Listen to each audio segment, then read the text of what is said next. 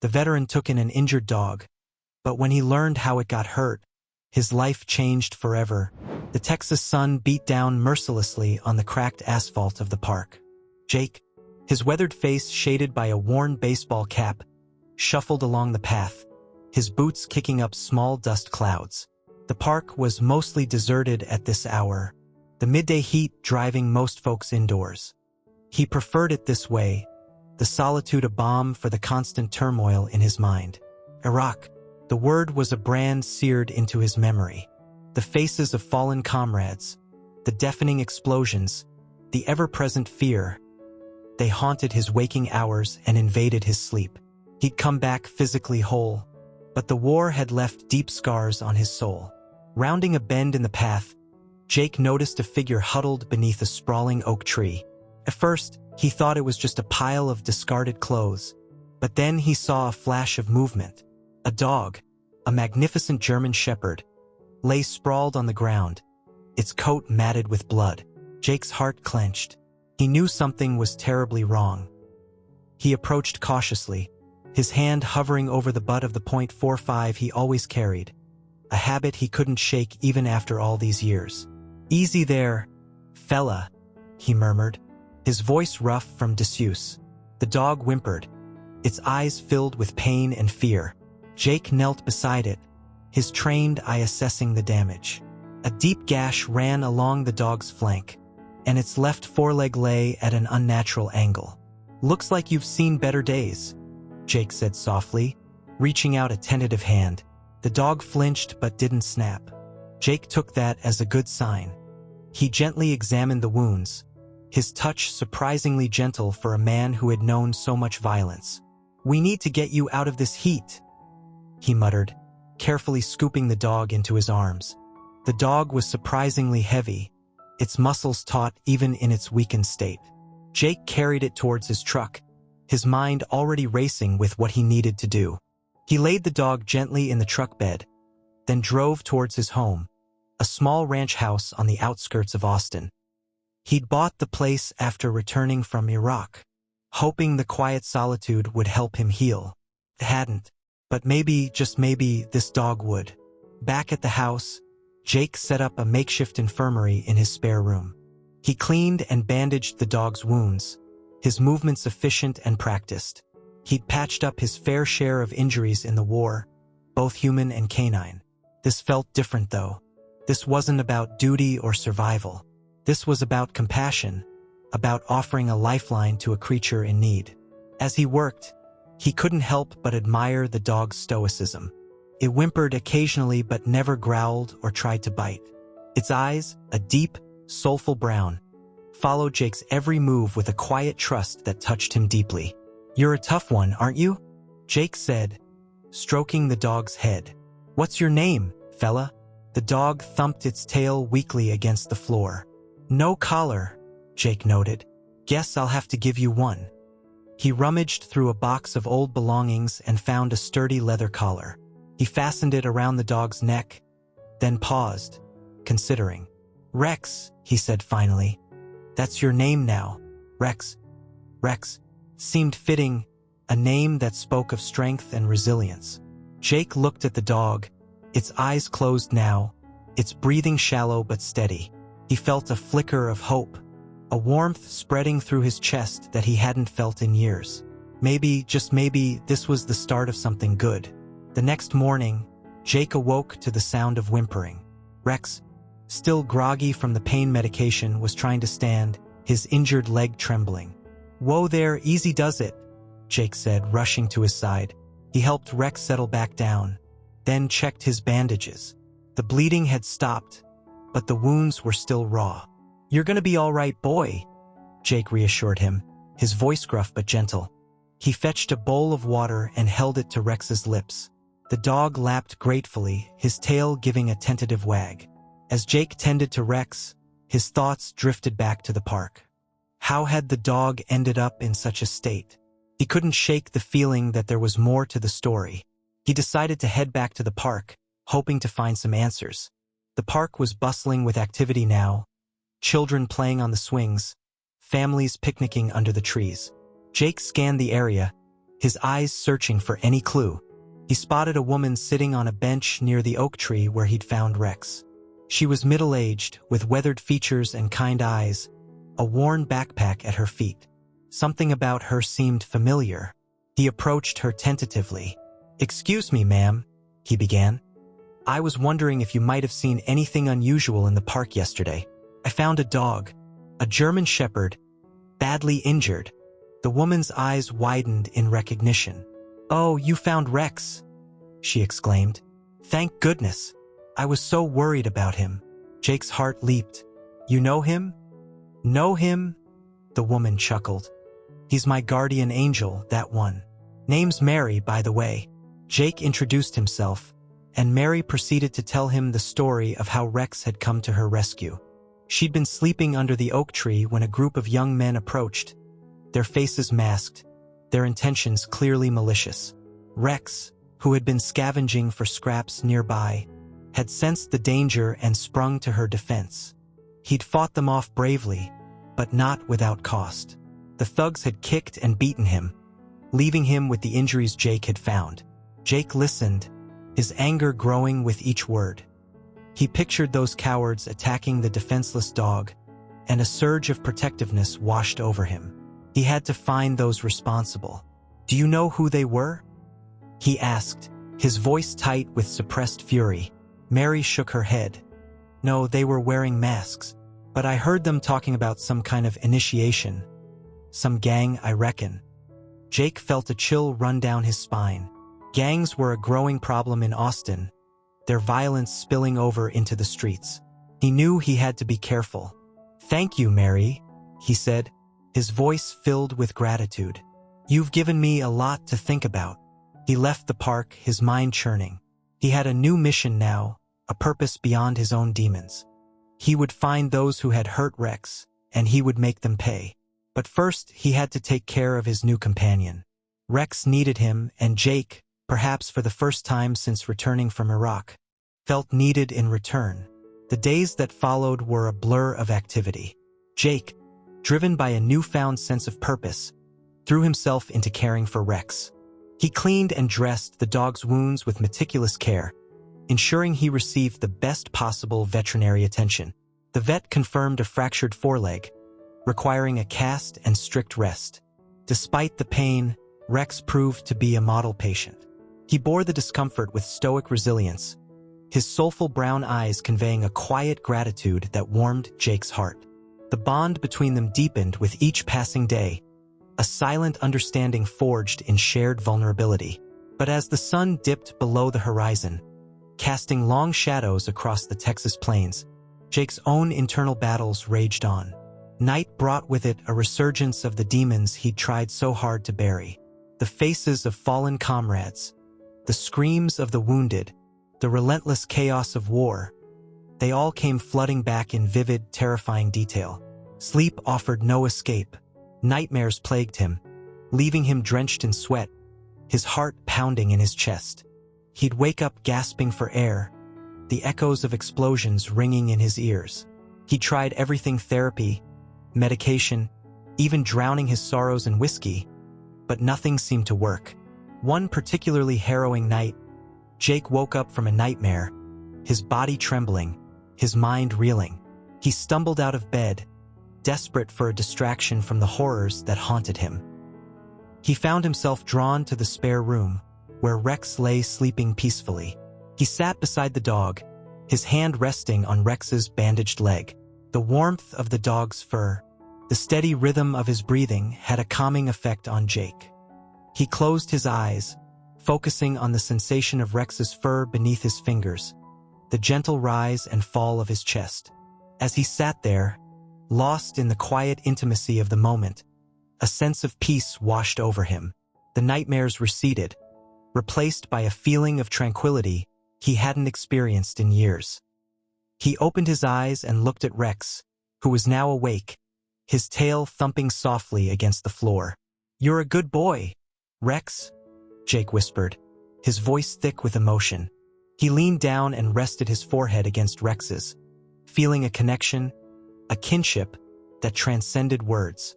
From that night on, Jake's nightmares lessened. Rex became his anchor, his constant companion, a furry guardian against the darkness that threatened to consume him. He'd often wake up to find Rex lying beside his bed, his watchful eyes filled with concern. The dog's presence was a soothing balm, a reminder that he wasn't alone.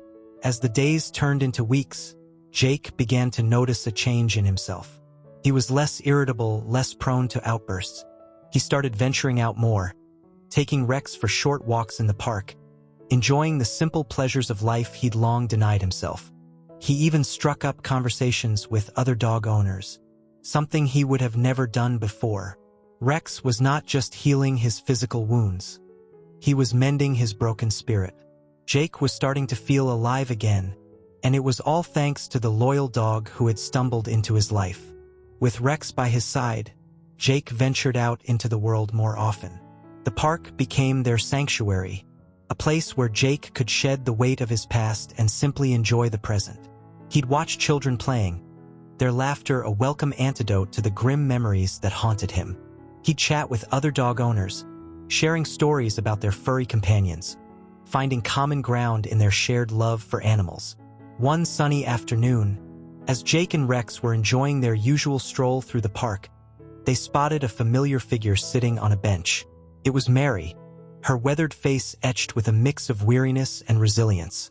Beside her sat a battered suitcase, her worldly possessions neatly packed. "Mary!"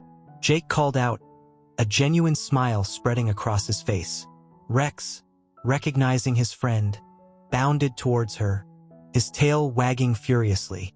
Mary's face lit up at the sight of them. "Jake, Rex, it's good to see you both." They sat together on the bench, catching up on each other's lives. Mary spoke of the challenges of living on the streets, the constant struggle for survival, the loneliness that gnawed at her soul. Jake listened intently, his heart aching for her plight. He couldn't bear the thought of Mary facing another night on the streets. "Mary," he said, his voice filled with sincerity, "why don't you come stay with me for a while? I have plenty of room, and Rex would love the company." Mary's eyes widened in surprise. "Oh, Jake, I couldn't possibly impose." "Nonsense," Jake insisted. "It would be my pleasure. Besides," he added with a wink, "Rex seems to have adopted you as his second human." Mary hesitated for a moment, then a grateful smile spread across her face.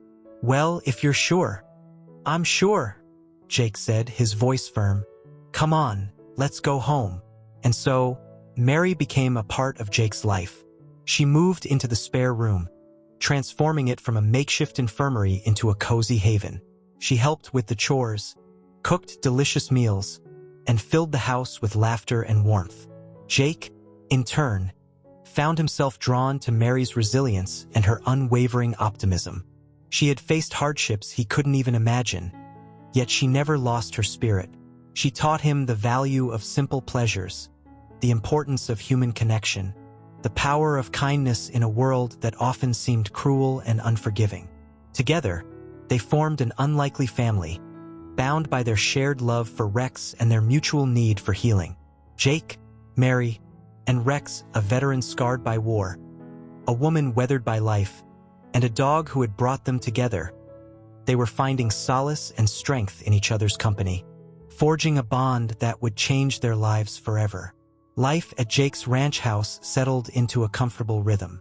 The days were filled with purpose and companionship. Jake, Mary, and Rex were an inseparable trio, their bond growing stronger with each passing day. Mary, with her infectious optimism and practical skills, proved to be an invaluable addition to the household. She took charge of the cooking, transforming Jake's bachelor kitchen into a haven of culinary delights. Her meals were simple but hearty, filled with the flavors of home and seasoned with love. Rex, his leg healing steadily, thrived under their care. He was no longer the timid, injured stray Jake had found in the park. He was a vibrant, energetic dog, his playful spirit a constant source of joy. He'd follow Jake around the ranch, helping with chores, his tail wagging incessantly. He'd curl up at Mary's feet while she cooked, his head resting on her lap, his eyes filled with adoration. Jake, for the first time in years, felt a sense of belonging, a sense of peace. The nightmares that had plagued him for so long had all but vanished, replaced by dreams of laughter and companionship. He was finally starting to heal, both physically and emotionally. But the past, like a persistent shadow, had a way of catching up. One evening, as Jake was returning from a supply run in town, a sense of unease settled over him. He noticed a group of young men loitering near his property, their faces partially obscured by hoodies, their eyes filled with a menacing glint. He recognized them instantly, the thugs from the park. His heart pounded in his chest, a mixture of fear and anger coursing through his veins. He gripped the steering wheel tightly, his knuckles turning white. He had to protect Mary and Rex. He pulled into the driveway, his eyes scanning the surroundings. The men scattered, disappearing into the shadows. Jake jumped out of the truck, his hand instinctively reaching for the .45 tucked into his waistband. He rushed into the house, his voice filled with urgency. "Mary! Rex, get in the back room, now."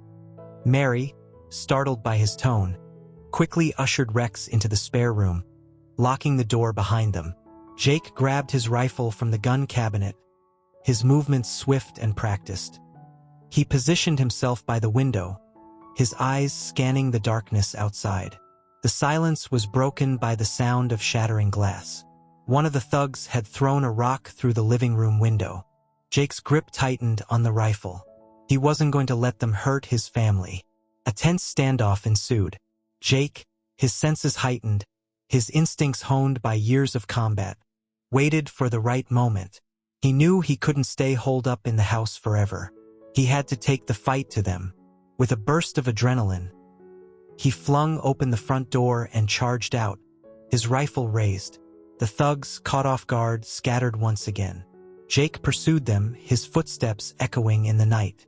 The chase led them through the fields surrounding the ranch house, the moon casting an eerie glow on the landscape. Jake, his military training kicking in, moved with stealth and precision. He cornered one of the thugs, disarming him with a swift move. "Who sent you?" he demanded, his voice a low growl. The young man, his face pale with fear, stammered, I can't say." Jake pressed the rifle against his chest. "Tell me or you'll regret it." The thug, his resolve crumbling, blurted out, It was Scar," he said. "He said we had to finish what we started." Scar. The name sent a chill down Jake's spine. He knew that name. Scar was the leader of a notorious local gang, known for their brutality and ruthlessness. But why would he be targeting Jake and Rex? He didn't have time to dwell on it now. He had to get back to Mary and Rex. He shoved the thug aside and raced back towards the house, his heart pounding with a mix of fear and determination. He found Mary and Rex huddled in the spare room, their faces etched with worry. "Are you all right?" he asked, his voice filled with concern. "We're fine," Mary said, her voice trembling slightly. "What happened?" Jake recounted the events, his voice grim. "It's not over yet," he said. "Scar is behind this. We need to be prepared." A sense of dread hung heavy in the air. They were no longer just dealing with a random act of violence. They were caught in a dangerous game, and the stakes had just been raised. The night was long and filled with anxiety. Jake, rifle in hand, kept watch over the house, his senses alert for any sign of movement. Mary, unable to sleep, sat beside him, her hand resting on Rex's head, the dog's presence a source of comfort in the face of uncertainty. As dawn broke, casting a pale light over the Texas landscape, Jake decided to take the initiative. He couldn't let Scar dictate their lives. He had to confront the threat head-on. "Mary," he said, his voice firm, "I'm going into town. I need to find out why Scar is after us." Mary's eyes widened with concern. "Jake, be careful. Those gang members are dangerous." "I know," Jake said, his gaze unwavering. "But I can't let them terrorize us. I'll be back as soon as I can." He kissed Mary on the forehead, ruffled Rex's fur, and headed out the door. The drive into town was tense. Jake's mind raced, trying to piece together the puzzle. Why would Scar, a notorious gang leader, be interested in a veteran, a homeless woman, and a dog? The answer, he suspected, lay in the incident at the park. He parked his truck near a diner he knew was frequented by some of Scar's associates. He entered cautiously, his eyes scanning the room. He spotted a young man nursing a cup of coffee at the counter, his face adorned with a crudely drawn scar. It was one of the thugs from the park. Jake approached him, his demeanor calm but assertive. "We need to talk," he said. The young man, recognizing Jake, flinched. I don't know what you're talking about," he stammered. Jake leaned closer, his voice low and menacing. "Don't play dumb with me. I know you were at the park that night. I know about Scar." The young man's eyes darted nervously around the room. "Look, I didn't want to do it," he pleaded. "Scar made us. He said it was an initiation." "Initiation for what?" Jake pressed. He said the dog interfered with his business. He wanted to make an example of it." Jake felt a surge of anger. Scar had targeted Rex simply for defending Mary. It was senseless, cruel. "And what about me?" Jake asked. "Why is he after me?" The young man hesitated. He said you were a problem. He said you were asking too many questions." Jake's suspicions were confirmed. Scar was trying to silence him, to prevent him from interfering with his criminal activities. He thanked the young man for the information, then left the diner, his mind reeling. He had a clearer picture now, but the danger was far from over. Scar was a powerful enemy, with resources and connections that extended far beyond the streets. He returned to the ranch house, his heart heavy. He told Mary about his encounter, about Scar's motives. Mary listened intently, her face pale but resolute. "We can't let him win," she said, her voice firm. "We have to fight back." Jake nodded, his resolve strengthened by her words. They were in this together, a makeshift family bound by loyalty and love. They would face Scar and his gang, and they would protect each other, no matter the cost. The confrontation was inevitable. Jake knew it was only a matter of time before Scar made his move. He prepared for the worst, securing the house, gathering supplies, and making sure Mary and Rex were safe. The tension was palpable. The days that followed were filled with a sense of foreboding, a quiet anticipation of the storm to come. But amidst the fear and uncertainty, there was also a sense of unity, a shared determination to face the darkness together. The inevitable confrontation came sooner than expected. 2 nights later, under the cloak of a new moon, the ranch house was surrounded. Jake, alerted by Rex's low growl, peered out the window. Shadows moved in the darkness, their outlines illuminated by the dim moonlight. He counted at least half a dozen figures, armed and menacing. "They're here," he whispered to Mary, his voice grim. "Stay put and keep Rex quiet." He grabbed his rifle and moved to a position by the front door, his heart pounding in his chest. He knew he was outnumbered, but he wouldn't go down without a fight. He owed that much to Mary, to Rex, to himself. A rock shattered the silence, crashing through the living room window. Shouts and curses followed, the gang members emboldened by their numbers. Jake took a deep breath, steadied his aim, and fired a warning shot. The sound echoed through the night, momentarily silencing the attackers. "This is private property," Jake yelled, his voice amplified by the stillness. "Get off my land before I call the cops." A mocking laugh was the only response. Another rock flew through the window, followed by a barrage of crude insults. Jake knew he couldn't reason with them. These weren't just petty thugs. They were Scar's enforcers, fueled by blind loyalty and a thirst for violence. He fired another shot, this time aiming closer to the figures lurking in the shadows. A yelp of pain confirmed his aim. The attackers hesitated, their bravado momentarily shaken. Jake seized the opportunity, firing off another round, forcing them to take cover. He knew he couldn't hold them off forever. He needed a plan, a way to turn the tide. His eyes darted around the room, searching for inspiration. He spotted the fireplace, its embers still glowing from the previous night's fire. An idea sparked in his mind. "Mary," he yelled, "throw some logs on the fire. Make it as big as you can."